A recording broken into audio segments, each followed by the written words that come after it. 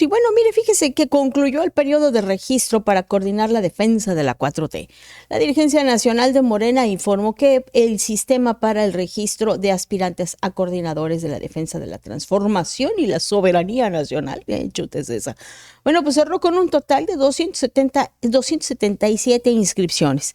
En conferencia de prensa se confirmó que del total de registros, 123 se realizaron de manera presencial y 154 a través de la plataforma digital, sin detallar cuántos por entidad. Ariadna Montiel Reyes, presidenta nacional de Morena, señaló que el siguiente paso para el Consejo Nacional de Elecciones consiste en la revisión detallada de cada una de las solicitudes y los expedientes presentados. A ver, escuchamos. Vamos a estar atentas y atentos, porque además nosotros también recorremos el territorio, que la tarea más importante sea la de combatir la desinformación. Y como ya lo dijo Citlali, pues hablar de lo que significa la soberanía, la transformación, lo que la cuarta transformación ha logrado en el país. Así que esa es la tarea fundamental. No es la promoción de sus personas lo fundamental, sino lo central es defender la cuarta transformación. Y en el contexto actual que vivimos, hablar de soberanía es hablar de muchas cosas, y además todos los días tenemos un ataque sistemático y permanente a nuestro proyecto, así que es ahí donde se tienen que centrar las y los compañeros. Fíjese nada más. ¿Cuál es el objetivo? Defender la cuarta transformación. O sea, no importa que te hayas equivocado, no importa que tengas corruptos, no importa que hayan demonios, así como uno que estoy viendo ahorita que va caminando ahí. No importa. La cosa es defender. En realidad, o sea, te van a poner un candidato que tiene que defender, aunque esté mal, ¿no? Un candidato de Morena que se dedique a defender a la cuarta transformación, con independencia de cualquier cosa que suceda. No importa tu perfil, no importa si eres bueno, no importa si eres corrupto, así como otra que estoy viendo acá, ¿no? No importa. La cosa es que lo defiendas. ¿En serio? No importa que hayas hecho un buen papel o un mal papel. No importa que tengas un prestigio bastante atropellado, que seas un chapulín que viene de todos los partidos políticos, así como el demonio que estoy viendo aquí. O sea, no importa. Usted, la cosa es que defiendan a la 4T. Porque recibimos un golpe sistemático. Ay, mi vida. Pobrecitos. El drama. Ahorita, córtate las venas con epazote. Porque pues evidentemente pues ahora son las víctimas, están en el poder, han modificado todas las leyes a su favor, han puesto a los del INE a su favor, han puesto a todos los que han querido a su favor, y ahora resulta que ellos son las víctimas. Ok, bueno, pues el partido va a verificar el cumplimiento de los requisitos establecidos en la convocatoria. Aquellos aspirantes que no cumplan con lo solicitado van a ser notificados con la justificación correspondiente para dar paso a las siguientes etapas del proceso hacia la definición de las coordinaciones estatales mediante encuestas. Por su parte, Citlali Hernández Mora, presidenta de la Comisión Nacional de Elecciones, pues destacó que ahora los aspirantes deben centrar sus esfuerzos en combatir la desinformación y explicar el significado de soberanía. Digo, casi no entendemos lo que es la soberanía, la transformación y los logros alcanzados por la actual administración. Escuchamos. Un proceso de registro interno exitoso, democrático, con mucho ambiente de unidad fraterno, y les queremos informar que hoy el sistema, como estaba establecido en la convocatoria, cierra a las 11:59, pero al corte de este momento tuvimos 123 registros de manera presencial, 154 registros realizados en línea. Es un global de 277 registros entre quienes se registraron por Morena, por el Partido del Trabajo o por el Partido Verde.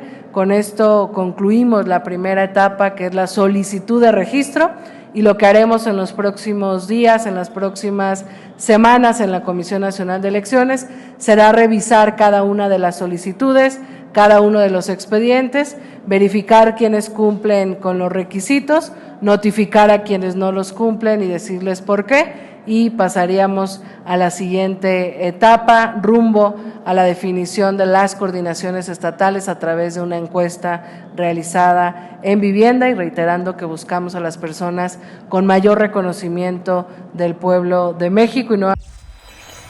Finalmente, la Comisión Nacional de Elecciones advirtió que la violación grave de las reglas establecidas en la convocatoria podría ser motivo de la cancelación del registro. En caso de infracciones menores se aplicarán amonestaciones, manteniendo un monitoreo constante para asegurar el cumplimiento del proceso. Y como son bien respetuosos de la ley ahí en Morena, ¿verdad? Se esperan a los tiempos. Les encanta respetar todas las reglas. Mire, por otra parte, la presidenta Claudia Sheinbaum cuestionó la veracidad de un reportaje del New York Times. Ya sabe, lo que afecta es mentira. Bueno, pues la presidenta Claudia Sheinbaum Pardo cuestionó la veracidad del artículo publicado en el periódico The New York Times, el que señala que integrantes de Morena informaron a Estados Unidos sobre asuntos internos. La mandataria federal solicitó un mayor contexto para sustentar dichas afirmaciones al considerar que carecen de pruebas fehacientes. En su conferencia de prensa, la jefa del Ejecutivo Federal enfatizó que su administración no cuenta con información que confirme que miembros del movimiento estén colaborando con autoridades estadounidenses para proporcionar datos sobre el gobierno mexicano. No, si aquí en Baja California eso ni sucede. Ay, de veras. Bueno, pues ante el cuestionamiento de los medios, la presidenta destacó que el gobernador de Sonora, o sea, Alfonso Durazo, envió una carta prácticamente desmintiendo los señalamientos del medio de comunicación estadounidense. En este sentido, Sheinbaum Pardo enfatizó que la información carece de fundamento al no haber registros que respalden su respuesta de colaboración con el Departamento de Justicia de Estados Unidos. La mandataria reiteró que uno de los gobernadores mencionados en el artículo exigió una rectificación al sostener que los hechos narrados no corresponden a la verdad, y continuó con su postura de reserva ante el reporte de que se presenten pruebas pertinentes. Escuchamos. ¿Cómo puede haber una nota así en un periódico que se dice ser de los mejores periódicos del mundo? Me dijeron una fuente, quién sabe quién, que hay personas de Morena que están informando a Estados Unidos. Esa es la nota. Me dijeron que hay personas que están informando. Bueno, el gobernador Durazo envió una carta diciendo que no era cierto. Entonces, no tenemos nosotros ninguna información, y la verdad, pues debería de darse mayor contexto, ¿no? Porque como que una fuente me dijo que 10 personas o no sé cuántas están informando. ¿Cree entonces, y también cree que no vaya a haber una división interna en el partido de Morena, en el gobierno, o algo con esto de que unos sí vayan a Primero, no sabemos si es cierto, porque no tenemos nosotros ninguna información de que nadie esté cooperando con el gobierno de Estados Unidos o el Departamento de Justicia para proporcionar información. ¿De qué, además? ¿De qué? Entonces, ¿cómo vamos a opinar sobre algo que no tenemos nosotros ningún conocimiento? Ninguno. Difícilmente, pues. Y además, una de las personas que es nombrada dice que se corrija porque no es verdad. Bueno, mire. A lo que se están refiriendo es que el New York Times publicó pues un reportaje en donde habla de que hay gobernadores de la 4T que están colaborando con agencias estadounidenses para proporcionar pues información en calidad ya de testigos. Entre ellos se menciona a Alfonso Durazo, y bueno, pues llegar a acuerdos con el departamento, prácticamente con gobernadores mexicanos bajo indagatorias, que están bajo indagatorias por parte de la justicia norteamericana y que están siendo fuente de información, y están colaborando con el Departamento de Estado. Estados Unidos. Entonces, al final de cuentas, pues ella lo que dice es esto, de dónde se lo sacaron, porque me dijeron, bueno, presidenta, en periodismo, obviamente ella quiere ignorar las ¿cómo se llama? Las señales del periodismo, ¿no? Pero a la 4T no le molestaba cuando no eran gobierno que se publicaran notas sin fuentes muy definidas. Y eso se habla, pues, fuentes dignas de todo crédito, primera. Segunda, no hay una documentación que lo sustente. Tercera, la fuente es confiable, confirmada. Y cuarta, está, bueno, en juego, en entredicho, la veracidad o más bien el prestigio de quien lo publica. ¿Y cómo se confirma esto? Cuando se ven los resultados, ¿no? Entonces, si ahorita estamos viendo que dice Alfonso Durazo, no, yo no estoy siendo citado, yo no tengo ningún arreglo, yo no soy informante de nada. Luego tenemos a una gobernadora en Baja California que dice, no, esto es como el de la Rosa de Guadalupe, ¿no? Pues sí, pero pues sale un exministro de la Suprema Corte de Justicia y hace todo un análisis donde te dice que está muy raro que contrates a un abogado que no está especializado en temas migratorios como para reconseguir tu visa. Pues obviamente ahí se prenden un montón de las alertas, ¿no? Entonces, pues oficialmente probablemente no haya un contacto con estos gobernadores y a lo mejor no oficialmente no estén colaborando. Extraoficialmente, bueno, yo creo que la presidenta sabe perfectamente bien que extraoficialmente pueden pasar muchas cosas, ¿no? Entonces, pues ignorar el prestigio de un medio de comunicación, que como ella misma lo reconoce, de los más reconocidos a nivel mundial, y pensar que es una charada, pues ahora sí que qué bueno, ¿no? Qué bueno que usted piense eso. Falta ver si todos los demás que leemos o que vemos notas en el New York Times, que no es la primera vez que utilizan fuentes dignas de crédito y que además tienen el prestigio de confirmar que sus fuentes son veraces, pues tírelo, ignórelo. Ya veremos después cuando empiecen a caer, ¿no? Mire, también exigió la presidenta la aplicación de la ley contra el exdirector de Pemex. Oiga, este caso está bien sacado de onda. El hecho de que pues una mujer haya expuesto el video de una cámara de vigilancia interna de su vivienda donde este señor pues la está prácticamente ahorcando, ¿no? Tirada ahí en el suelo, en un sillón. Yo he visto miles de comentarios, ¿no? Que tal pareciese que ella provoca la agresión. A ver, no importa si ella está discutiendo y el señor se le va encima y la pescozonea del cuello, ¿no? O sea, entre una discusión y que te agarren del pescuezo, digo, creo que hay un trecho de diferencia, ¿no?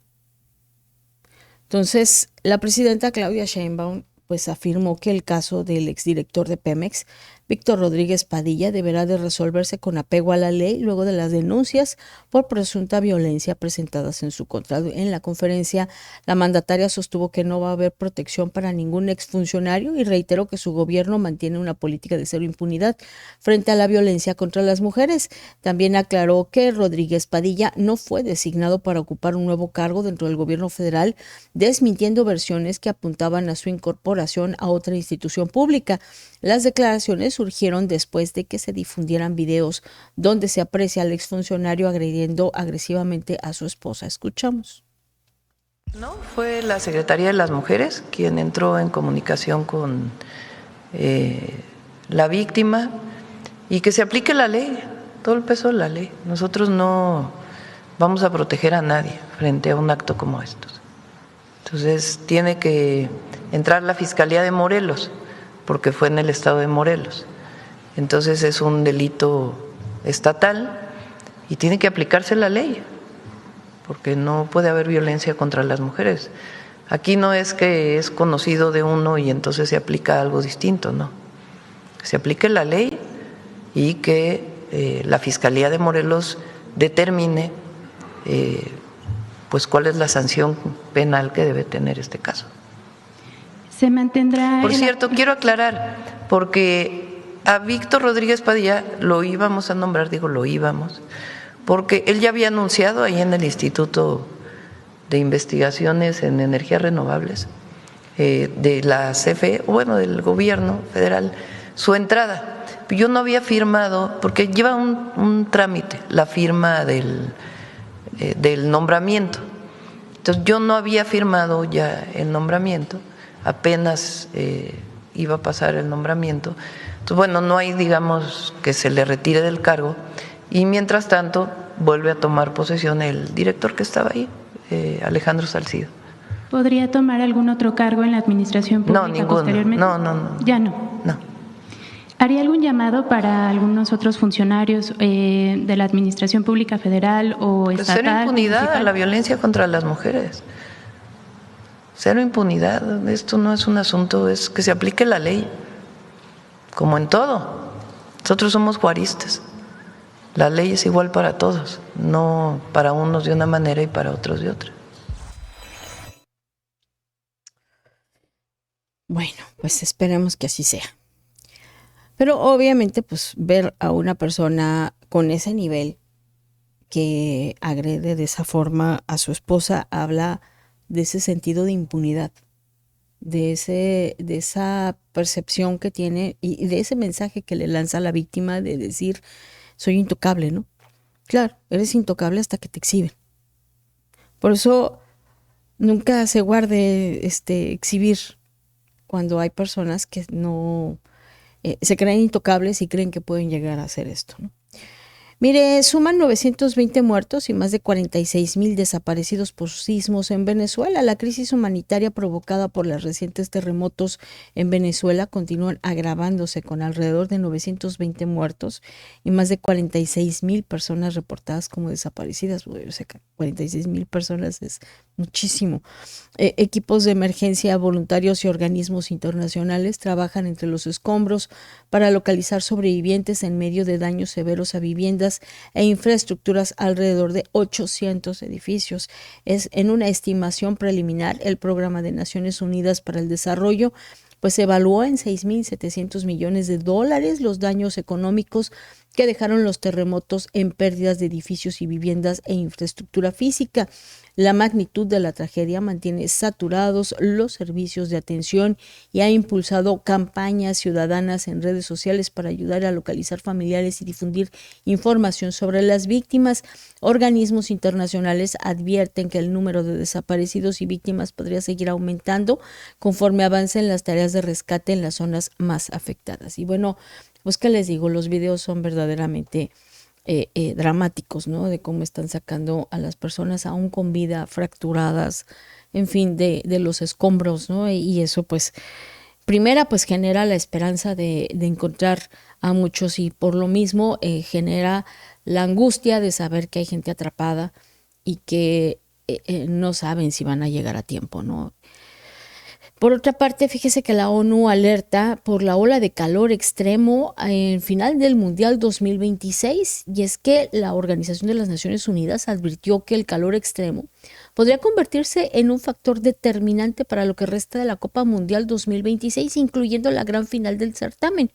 Esto lo señalaron luego de la advertencia de la llegada de calor extremo para este fin de semana, principalmente en Estados Unidos, donde se desarrollará la mayoría de lo que resta del torneo.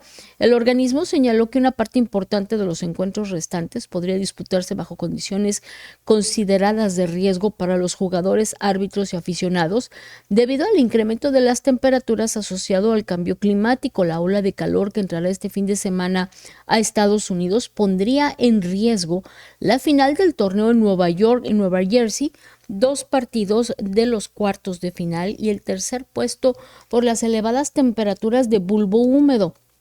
Cabe destacar que el día de la inauguración más de 100 personas necesitaron atención médica por dolencias relacionadas con el calor y 4 de ellas fueron hospitalizadas. O sea, prácticamente están diciendo hay riesgo de golpe de calor.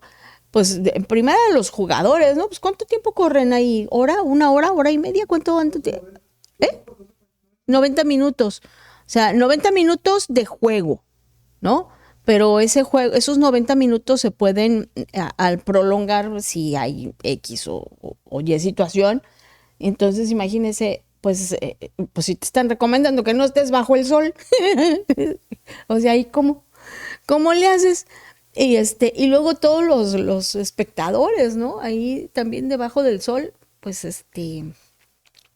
pues va a estar complicado, va a ser todo un reto, ¿no? Que se desarrolle estos últimos juegos evadiendo los golpes de calor, porque evadiendo el calor pues, va a estar difícil, ¿verdad?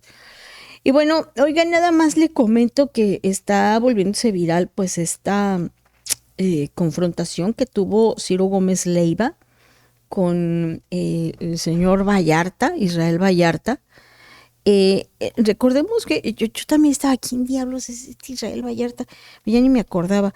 Pues resulta ser que Israel Vallarta es el otro presunto secuestrador, o bueno, el otro hombre acusado de secuestro en el caso de Florence Cassés, ¿sí? Recordará usted la francesa que detienen a una pareja, que era Israel Vallarta y Florence Cassés, y que se hace un montaje en donde estuvo, pues, donde todo se chamuscó ¿cómo se llama? Loret de Mola, porque pues se montó en su caballo de que participaba en estas payasadas que hacían los gobiernos de México, porque lo hacían todos, no crea usted que nada más era una característica de lo que hacía el gobierno federal cuando daban sus grandes detenciones, ¿no? Te presentaban a los fulanos recién capturados y la canción y te decían, nuestros sistemas de inteligencia lo logramos y la. Y te presentan estos dos cuando tenían días ya que habían sido detenidos. Esto conllevó todo un conflicto diplomático con Francia hasta que Florence Cassés queda liberada. Las víctimas pues quedan en total indefensión y la pareja con la que ella aparece es Israel Vallarta. Entonces el señor se presenta en el noticiero de Ciro Gómez Leiva como en un modo de derecho de réplica y pues prácticamente para amenazarlo, ¿no? Decirle que lo va a presentar pues un proceso legal en su contra por las 2 décadas que cubrió su proceso aparentemente de una manera incorrecta. Creo que están diciendo que hasta terminó tirándole unos billetes ahí en el estudio Separa media entrevista. Entonces está interesante y es que pues prácticamente este señor queda con una absolución. Y de acuerdo a los reportajes recientes, la Fiscalía General de la República se quedó sin armas contra Israel Vallarta, quien fue una de las principales presas durante 2 décadas. Perdió su última batalla judicial en la que buscaban que Vallarta volviera a prisión y pues ya no quedan más recursos después de que este señor apeló y finalmente tras 19 años de prisión sin condena, pues imagínense, ¿no? No se probaron los delitos de secuestro, delincuencia organizada, portación de armas de uso exclusivo del ejército. Vallarta fue protagonista de estos montajes televisivos en México, en los que siempre sostuvo su inocencia.